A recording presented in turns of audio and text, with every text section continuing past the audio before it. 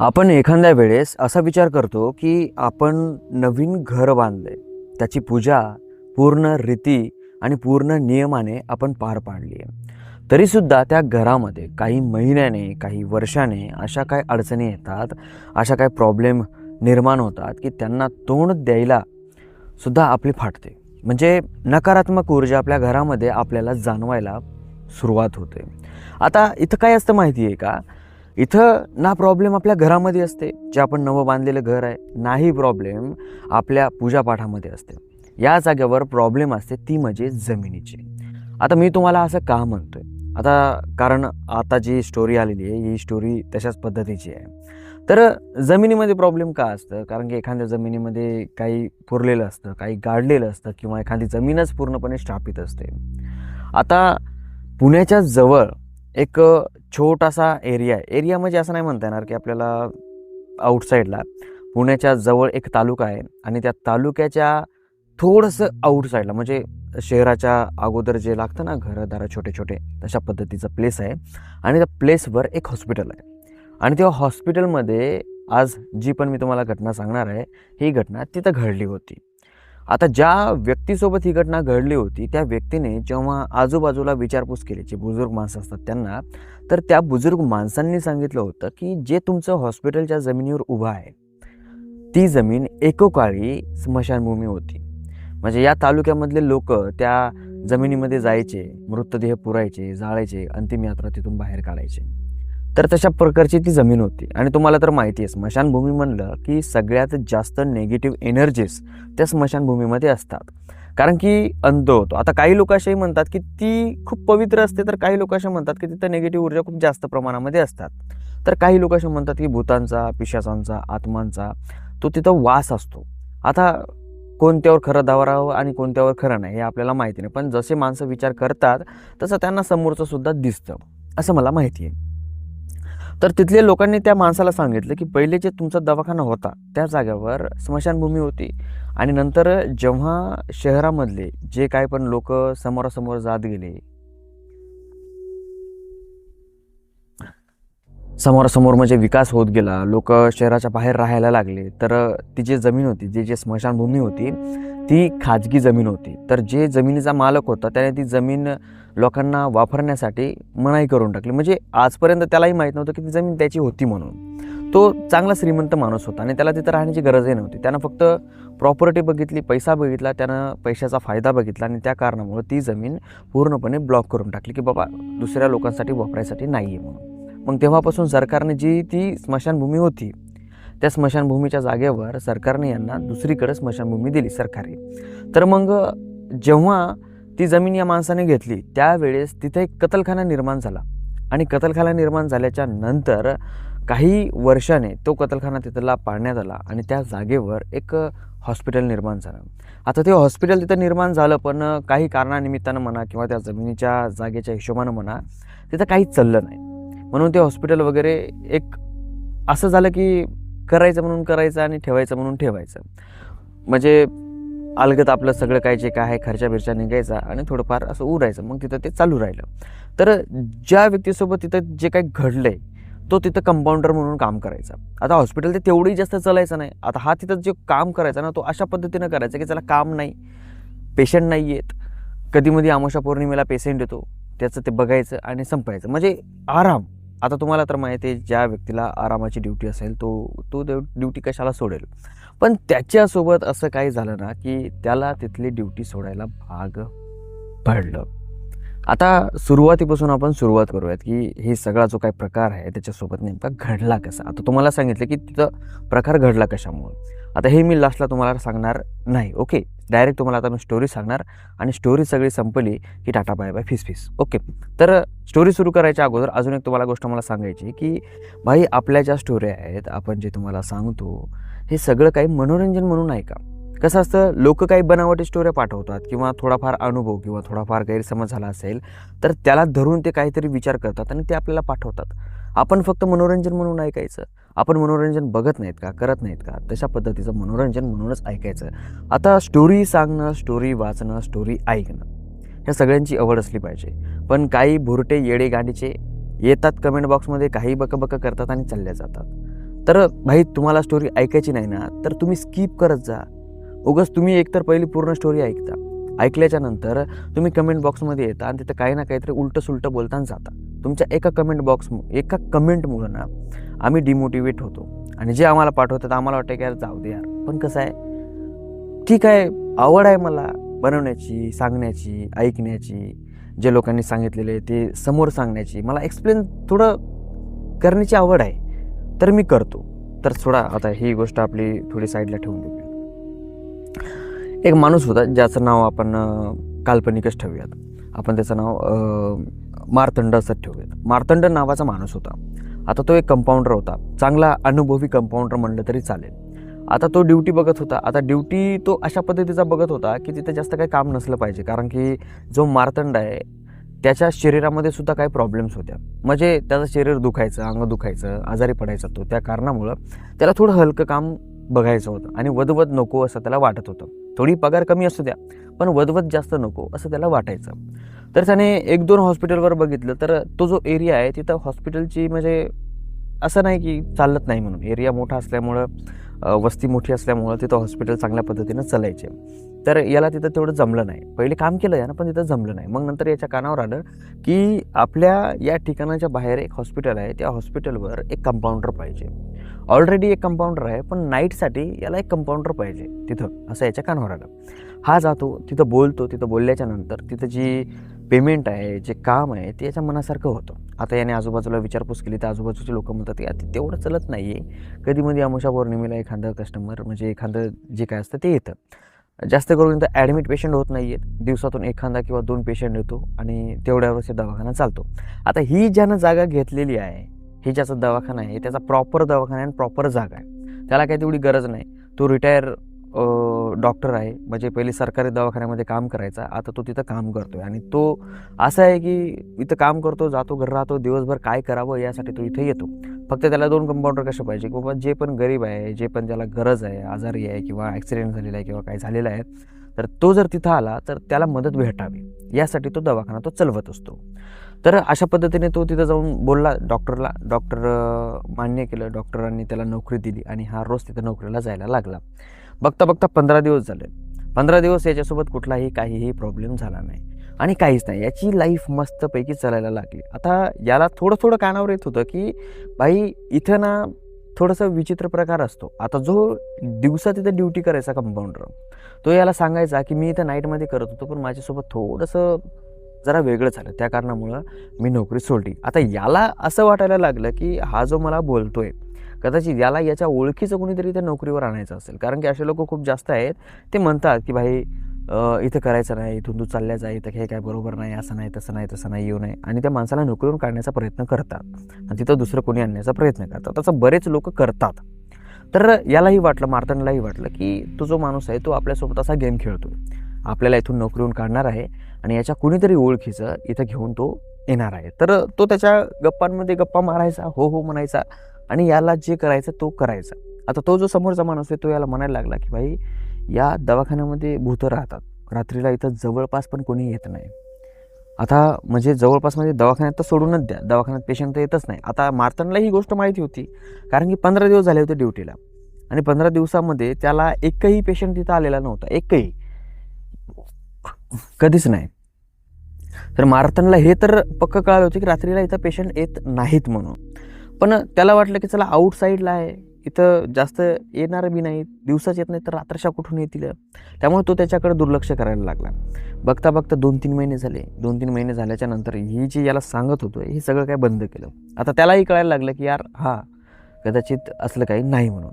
आता मार्तंड 2-3 महिन्याच्या नंतर एका रात्री आला रोजच्याप्रमाणे. आपल्याजवळ एक बॅग होती त्याच्याजवळ, ती बॅग घेतो, टेबलवर ठेवतो आणि पाठीमागं जातो. पाठीमागं गेल्याच्या नंतर त्याला लाईट टाकायचे असतात. तो जातो, लाईट टाकतो आणि येऊन आपल्या डेस्कवर बसतो. आता मार्तंडचा डेली रुटीन असा होता की संध्याकाळी 10-10:30 वाजेपर्यंत तो बसायचा, जागी राहायचा आणि त्याच्यानंतर तो झोपी जायचा. आता रोजचं हेच काम असल्यामुळं त्याच्या डोक्यामध्ये कुठलाही विचित्र प्रकार नव्हता, नाही कुठलं काही नव्हतं. पण ते म्हणतात ना की माणसाच्या जीवनामध्ये कधी कधी असा योगायोग होतो की माणूस रेग्युलर लाईफमध्ये रेग्युलर जाग्यावर असं काहीतरी अनुभवतो की ते त्याच्या नशिबात असल्यावर. तसं आज मार्तंड त्या नशिबामध्ये खूप विचित्र प्रकार होता. मार्तंड आपला आथरून घेतो, आथरून टाकतो. डेस्कच्या समोरच तो झोपी जायचा त्या कॅबिनमध्ये. आथरून टाकतो आणि तिथं अंग टाकतो. आता त्याने जसं अंग टाकलं, तो रेग्युलरप्रमाणे आपला मोबाईल घेतो. मोबाईल बघत बघत बघत बघत असं तो डोळे लावतो. आता त्यानं जसे डोळे लावले तसं त्याच्या शरीराला पूर्ण घाम सुटायला लागला. पंखा चालू होता, त्यातली AC सुद्धा चालू होती, तरीसुद्धा याला घाम सुटायला लागला. हा उठतो, शरीराला थंड हवा तर लागते पण घाम येतोय. याला कळत नाही नेमकं व्हायलं काय. हा उठतो, पाण्याची बॉटल घेतो, पाणी पितो आणि थोडासा बसतो. मग थोडं नॉर्मल होतं, घाम वगैरे जातो त्याच्या शरीराचा. तो परत झोपी जातो, परत त्याला घाम येतो. परत उठतो, परत खुर्चीवर येऊन बसतो आणि तो विचार करतो की चला आता झोपल्यानं काय जमना झाला आणि त्याला झोपही येत नव्हती. मग त्याने विचार केला की आपण मोबाईल ठेवावा आणि मोबाईलमध्ये बघूनच आपण आपलं जे काय आहे ते थोडंसं असाच टाईम घालवूया. तर तो टेबलावर बसला, मोबाईल पाहत बसला आणि बघता बघता त्याचा जो मोबाईल आहे, आता तो एक मूव्ही बघायचा, सिरीज, त्याला सिरीज बघण्याची आवड होते. तर तो सिरीज बघायचा. आता त्याच्या मोबाईलमध्ये 4-5 सिरीज डाउनलोड केलेल्या होत्या. आता तो जशी सिरीज बघतोय ना, आता याच्यामध्ये बघा खूप विचित्र गोष्ट घडलेली. तो जशी सिरीज बघतोय ना, तर 5 मिनिटाला त्याची सिरीजमधला तो पार्ट वगैरे ना ते चेंज होतोय. म्हणजे असं की त्या सिरीजमधलं कॅरेक्टर या सिरीजमध्ये येतोय, या सिरीजमधलं कॅरेक्टर त्या सिरीजमध्ये येतोय आणि हा बघतोय, हा कन्फ्यूज होते की यार हे याच्यात असं कसं आहे. सुरुवातीला त्याला तेवढं लक्षात नाही आलं, पण जसं तो हळूहळू बघायला लागला तसं तसं ते खूप मिक्स दिसायला लागलं. जशी आपली व्हेज भाजी असते ना, आलू असतं, टमाटे असतात, गोबी असते, शिमला मिरची असतात, आलू आपलं दुसरे कोणतेही सब्जा भाज्या वगैरे असतात आपल्या भाजीमध्ये. व्हेज भाजी म्हणल्याच्यानंतर व्हेज मिक्स असतं ना, त्याच्यामध्ये सगळ्या भाज्या असतात, गोबी बिबी चक सगळं असतं ना. तसं याच्या सिरीजमध्ये व्हेज सिरीज झाली होती याची. तर हा पूर्णपणे कन्फ्यूज की माईच्या तापमानाला हे असं व्हायलंय कसं. हा बघतो तर थोडं पुढं घेतलं की या सिरीजचा एक पार्ट दिसतोय त्याला, दुसऱ्या सिरीजचा दुसरा पार्ट दिसतोय, तिसऱ्या सिरीजचा तिसरा पार्ट दिसतोय आणि हे सगळे पार्ट एका सिरीजमध्ये दिसत आहेत.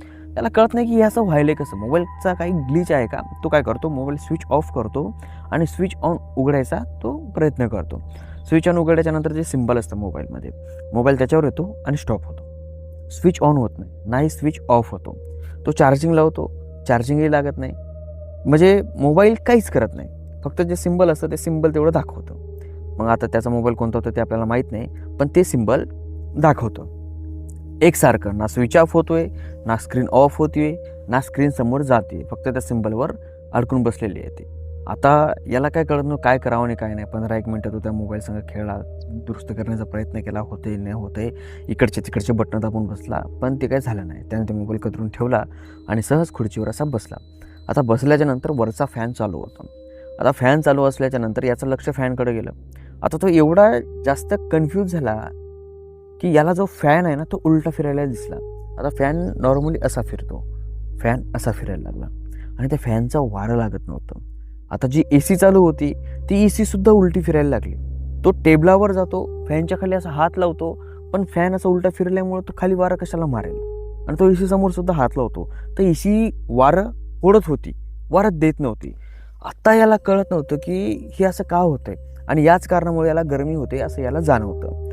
मग तेवढ्यात हा उतरतो आणि याला वाटतं की एकदा आपण ते काय म्हणतात ते बटन असतं ना, MCUB काहीतरी असं म्हणतात यार, त्याला माझ्या काय लक्षात नाही, ते शब्द आठवत नाही मला.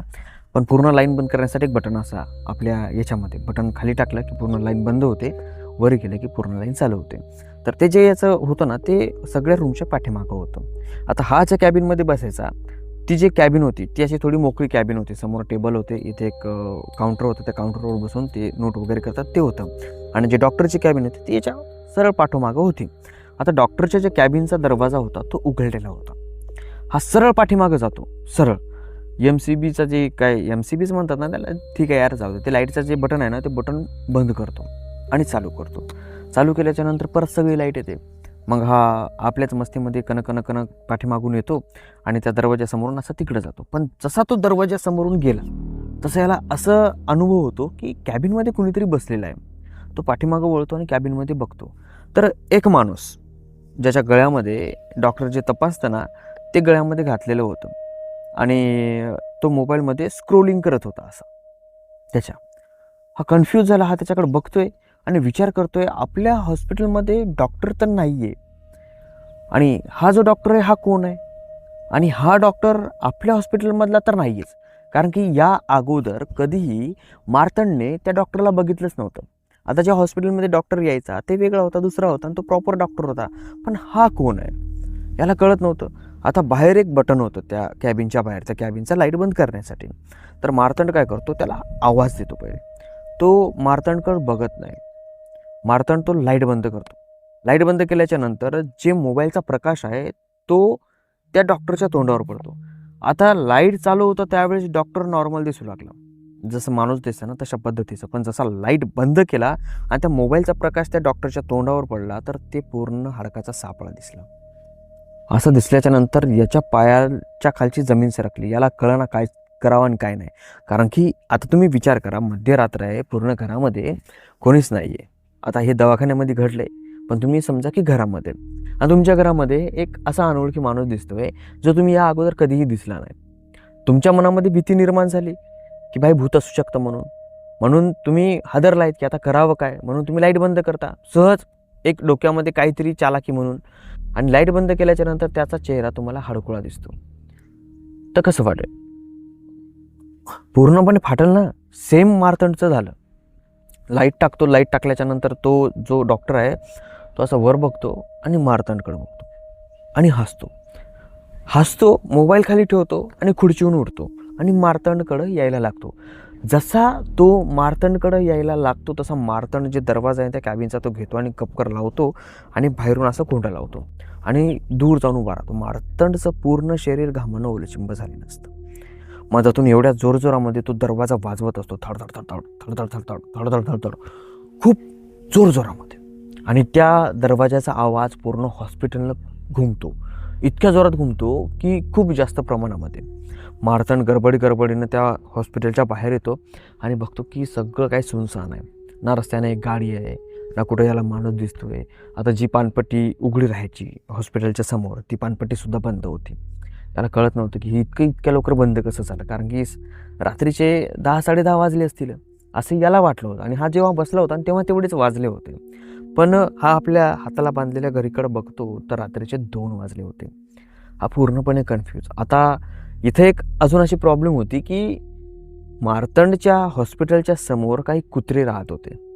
आता ते कुत्रे एवढे खराब होते की रात्री 12च्या नंतर जर कुणी जरी तिथं पायी दिसलं तर ते कुत्रे सगळे त्याला घेरायचे आणि त्याला चावा घेण्याचा प्रयत्न करायचे. आता मार्तंडला सुरुवातीपासूनच खूप भीती वाटायची, पण मधात जे प्रकार घडला आहे त्यानेही मार्तंडला भीती वाटू लागली की करावं काय. मार्तंडने विचार केला की आपण मधात जायचं नाही, आपण इथंच थांबायचं. आणि तो त्या हॉस्पिटलच्या वट्ट्यावरच थांबतो आणि तिथं तो अंग टाकतो. आता हॉस्पिटलचा दरवाजा बंद होता. तो काय करतो, आता बंद म्हणजे असा नव्हता की पूर्ण लॉक होता, तो फक्त असा लोटलेला होता. ते असताना एक दरवाजा तशा पद्धतीचे काचाचा तो दरवाजा होता आणि तो त्याच्यासमोरच झोपलेला असतो. आता याला माहिती आहे मधात जावं की कार्यक्रम होता, आपला मोबाईलही मधात आहे, आपला अथर्वही मधात आहे, पण आपण मधात जायचं नाही. आता एवढं सगळं प्रकार घडल्याच्या नंतर आपण मधात जातो का, नाही जात ना. तसं मार्तंडनं विचार केला आपण मधात जायचं नाही. मार्तंड त्या वट्ट्यावर झोपी जातो. आता तिथं झोपल्याच्या नंतर त्याला झोप येईना, त्याचं शरीर धडधड धडधड धडधड कापते, छाताडातून आवाज येतोय भडाल भडाल भडाल भडाल. त्याचं हार्ट जे असतं ना ते जरा जास्त धडकतं. तर एवढा सगळा प्रकार घडल्याच्या नंतर भाई भीती तर वाटणारच ना. तेवढ्यात मार्तंडला असं वाटतं की कोणीतरी त्याच्या पायाला पकडलं आणि जोरात त्याला हॉस्पिटलमध्ये ओढत नेतं. आणि हॉस्पिटलमध्ये जसं ओढत नेतं तसं ते मार्तंड जे आहे, जे टेबल आपलं डेस्क असतात ना जिथे ॲडमिट केल्याच्या नंतर सलाईन वगैरे लावतात, त्याच्यावर मार्तंडचं शरीर पूर्ण उचलून आपटलं जातं. असं की कोणीतरी त्याला धरून नेलं आहे, उचललं आहे आणि तिथं त्याला दाबले त्या शरीरावर. आणि मार्तंडचे हात पाय काहीही हालत नव्हतं. आणि मार्तंडला असं वाटत होतं की त्याचं पूर्ण शरीर कोणीतरी असं दाबतंय, असं दाबल्यासारखं करतंय असं त्याला वाटत होतं. त्याला श्वास पण घेता येत नव्हता. तो जोरजोरात ओरडायला लागला, पण त्याला काही करता येत नव्हतं, त्याला जाता येत नव्हतं. असं वाटत होतं की त्याला कुणीतरी धरले, त्याला पट्ट्यानं बांधले किंवा धरले. तो त्या पलंगावरून हालूच शकत नव्हता, इतकं त्याला पक्क त्या पलंगावर धरलेलं होतं मार्तंडला. आणि बाहेरून त्याला फरकटत ओढत आणलं होतं पलंगापर्यंत. आणि पलंगापर्यंत आल्याच्या नंतर तिथं अद्धर त्याचं शरीर उचललं होतं आणि त्या पलंगावर आपटण्यात गेलं होतं. आता मार्तंड धडपडतोय, पडतोय, रडतोय, बोंबलतोय जोरजोरामध्ये, पण त्याला काही करता येत नव्हतं. 10 ते 15 मिनटं तो ओरडतो, चिरकतो, बोंबलतो, पण त्याचा आवाजही काही बाहेर जात नाही. आता त्याला असं वाटतं की माझा आवाज बाहेर जातोय, पण ॲक्च्युली त्याचा आवाज त्या हॉस्पिटलच्या बाहेर जातच नव्हता. तो शांत होतो आणि पडतो. त्याला वाटतं की आता आपण मरणार, आता आपण वाचणार नाही. मग तेवढ्यात त्याला असं वाटतं की त्याचं शरीर जे आहे ते फ्री झालंय, त्याला कोणा पकडलेलं नाहीये. तो हळूवार उतरतो, आपली जी बॅग आहे ती बॅग घेतो, खांद्यावर अडकवतो आणि दरवाजाच्या बाहेर जाण्याचा प्रयत्न करतो. आता तो दरवाजा उघडला की बाहेरचं दृश्य त्याला दिसत नाही, त्याला दिसतं ते कॅबिन. बाहेरचा रस्ता दिसत नाही त्याला, त्याला दिसतं कॅबिन. आणि कॅबिनमध्ये त्या खुर्चीवर बसलेला तोच डॉक्टर त्याला दिसतो. तो परत उडतो आणि मार्तंडकडे यायला लागतो. मार्तंड परत दरवाजा लावतो. आता ते दरवाजा परत धडधड धडधड धडधड धडधड धडधड धडधड वाजायला लागतो. आणि तो दरवाजा एवढ्या जोरात वाजायला लागतो की मार्तंड पुन्हा भ्यायला लागलो. आता मार्तंड म्हणला की आता यावेळेस तर आपण पक्क मरणार, 100% मरणार, आपलं मरण आता पक्क आहे. आता हा जो दरवाजा होता, हा दरवाजा आता कॅबिनचा नव्हता, तो होता बाहेर जाण्याचा, हॉस्पिटलच्या बाहेर जाण्याचा. तो काच होता ना, तो काच असा ढकललेला होता. आता काच आतून लॉक पण करता येत होता, पण बाहेरून लॉक नव्हता करता येत. आता तो काच जेव्हा मार्तंडने उघडला होता, ज्यावेळेस मार्तंडचं शरीर इकडं फ्री झालं होतं, याचं पूर्ण शरीर घामानं ओलचिम झालं होतं. आता इतकं सगळं घडल्याच्या नंतर कोण जागेवर राहतं? तसं मार्तंड जागेवर नव्हता. त्याला काय कळत नव्हतं. त्याला वाटत होतं की मी कधी कधी इथून बाहेर पडतो, इकडे कुत्र्याच्या खाण्यात का जाणं होईना, पण आता इथून मी बाहेर पडतो. आणि जसा तो बाहेर जाण्यासाठी तो जो दरवाजा आहे तो उघडतो, तसं बाहेर बघतो तर तो कॅबिनमध्ये जातोय असं त्याला वाटतंय. त्या कारणामुळे तो दरवाजा लावतो. आता दरवाजा लावल्याच्या नंतर तो दरवाजा धडधड वाजतोय, मार्तंड भीतोय. जसा तो दरवाजा वाजतोय मार्तंड ओरडतोय, जसा तो दरवाजा वाजतोय मार्तंड ओरडतोय. अशा पद्धतीने ते व्हायला लागलं. तेवढ्यात मग तिथं ते त्याचा जो डॉक्टर आहे तो डॉक्टर येतो आणि मागच्या दरवाजानं मधात येतो त्या हॉस्पिटलमध्ये. तो मधात येतो आणि मार्तंडच्या खांद्यावर हात ठेवतो. जसा मार्तंडच्या खांद्यावर हात ठेवतो तसा जो मार्तंड आहे तो जोरात ओरडतो आणि खिंचाळतो आणि एका कोपऱ्यामध्ये जाऊन बसतो. जोरजोरात रडायला लागतो आणि हात जोडायला लागतो, भाऊ मला माफ कर, मी येणार नाही, भाऊ मला माफ करा. म्हणजे मरण्याच्या भीतीने माणूस जे काय करतं ना, तशा पद्धतीनं मार्तंड डॉक्टरसमोर बोंबलायला लागला. डॉक्टर म्हणतात, अरे मार्तंड काय झालं? मी आहे, मी. 5 मिनिट तर मार्तंड त्या डॉक्टरला ओळखत नाही. नंतर ओळखतो आणि ओळखल्याच्या नंतर जो डॉक्टर आहे तो म्हणतो, काय झालं तुला? तू का असं करतोयस? मार्तंड म्हणतो की दरवाजाच्या मागं कुणीतरी आहे. तो माणूस दरवाजा उघडतो, तो डॉक्टर जो मेन आहे तो उघडतो आणि समोर बघितलं तर समोर डॉक्टरचाच एक मित्र उभा राहतो. आणि तो मित्र मार्तंडला म्हणतो की मार्तंड तू दरवाजा उघडला असं तोंडावर बंद केला आहे आमच्या. तेव्हा मार्तंडला कळतं की अरे यार, आपल्याला थोडं इमॅजिनेशन झालं हा दरवाजा उघडायच्या नंतर. आता हे दोघं जण मार्तंडला जवळ बसवतात, त्याला म्हणतात की भाई तू इतका भिलाय का? तुझ्यासोबत काय झालं मला सांग जरासं. मार्तंड म्हणतो की मला आपल्या हॉस्पिटलमध्ये एक डॉक्टर दिसलाय. आता जेव्हा मार्तंड बाहेर झोपला होता आणि बाहेरून घरात आलता आणि जेव्हा मार्तंड जोरात ओरडू लागला, आपल्या कानाला धरून मुंडकं आपटू लागलं त्या भीतीला, तर हे सगळा प्रकार ना या डॉक्टरने CCTV कॅमेऱ्यामध्ये बघितला होता. याला जाग आली होती आणि याला विचार कुठून आला काय माहीत, कधी बघत नाही CCTV कॅमेरा, पण यावेळेस याला वाटलं की आपण CCTV कॅमेरा एकदा आपल्या हॉस्पिटलचा बघावं. आणि जेव्हा याने CCTV कॅमेरा ओपन केला त्यावेळेस मार्तंडचा असा प्रकार त्या कॅमेऱ्यामध्ये दिसून आला. मार्तंड कानाला हात लावतोय, डोकं भीतीला आपटतोय, जोरात ओरडतोय. आणि हे बघून हे डॉक्टर आणि याचा एक मित्र जोरात दवाखान्याकडे पळत आले आणि नंतर हे दवाखान्यामध्ये शिरले. तर मार्तंडला विचारलं तर मार्तंड म्हणतोय की आपल्या दवाखान्यामध्ये काहीतरी आहे. ते डॉक्टर दिसला, नंतर मला ओढत फरफर नेलं आणि त्या टेबलवर आपटवलं. आणि त्या CCTV कॅमेऱ्यामध्ये काय दिसते, मार्तंडच दरवाजाच्या बाहेरून मधात आलाय, त्या पलंगावर झोपलाय आणि पलंगावर झोपल्या जागी तो ओरडतोय, चिरकतोय, जोरजोरामध्ये बोंबलतोय. आता मार्तंडला जसं वाटलं होतं की त्याचं शरीर फरकटत नेलंय, त्याला उचललंय, त्याला टाकलंय, हे त्याच्यामध्ये नव्हतं झालं. CCTV कॅमेऱ्यामध्ये तसं दिसत नव्हतं. CCTV कॅमेऱ्यामध्ये असं दिसत होतं की मार्तंड स्वतः बाहेरून मधात आलाय, त्या पलंगावर झोपलाय, जोरजोरात ओरडतोय, परत उठतोय, परत बाहेर येतोय, परत त्या कॅबिनमध्ये जातोय, कॅबिनमध्ये गेल्याच्या नंतर जोरात ओरडतोय, परत बाहेर येतोय. आणि बॅग घेऊन जेच बाहेर येणार की तो परत दरवाजा लावतोय, परत मधात येतोय, परत ओरडतोय. मार्तंडचं असं त्या CCTV कॅमेऱ्यामध्ये दिसायला लागलं. आणि तो पूर्ण CCTV कॅमेरा मार्तंडला त्याचा तो डॉक्टर आहे तो दाखवतो ॲक्च्युली. पण मार्तंड म्हणतो की भाई माफ करा मला, मी याच्यानंतर ड्युटीला येणार नाही, माझी अवस्थाच नाही तेवढी ड्युटीला येण्याची, कारण की मला पहिलेच प्रॉब्लेम आहेत आणि असं जर माझ्यासोबत दुसऱ्या वेळेस झालं तर मी मरायचो, मला आताच वाटलं लागलं की मी मरतो काय. तर मार्तंड तिथून निघतो आणि निघल्याच्या नंतर तो आजूबाजूच्या लोकांना 1-2 दिवसाच्या नंतर विचारतो की नेमकं काय असतं आणि हे नेमकं झालं का. मग तेव्हा लोक सांगतात स्मशानभूमी होती, मग नंतर कतलखाना झाला, मग नंतर तर दवाखाना बांधण्यात आला. जसे जसे प्रॉपर्टीचे मालक बदलत गेले तसं तसं या प्रॉपर्टीवर जे काय होतं ना ते चेंज होत गेलं. आता काही लोक विश्वास करतात त्या गोष्टीवर, तर काही लोक विश्वास करत नाहीत.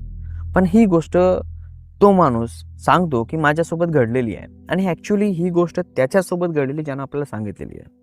आणि त्या माणसाचं नाव आपण नाही घेऊ शकत. तो पुण्याच्या आउटसाईडला एक छोटा तालुका आहे, त्या तालुक्याच्या बाहेर एक हॉस्पिटल आहे, त्या हॉस्पिटलमधली ही गोष्ट आहे. तर भाई, काही वेळेस असं असतं की आपल्या राहत्या घरात जी प्रॉब्लेम होते ना, ती प्रॉब्लेम आपल्या घराची नसते, आपल्या जमिनीची असते. आपण कदाचित काही चुकीच्या जागेवरच आपलं घरगीर बांधतो, त्यामुळे त्याच्यामध्ये आपल्या एनर्जीज ज्या असतात, त्या निगेटिव्ह एनर्जी, त्या आपल्याला जाणवतात.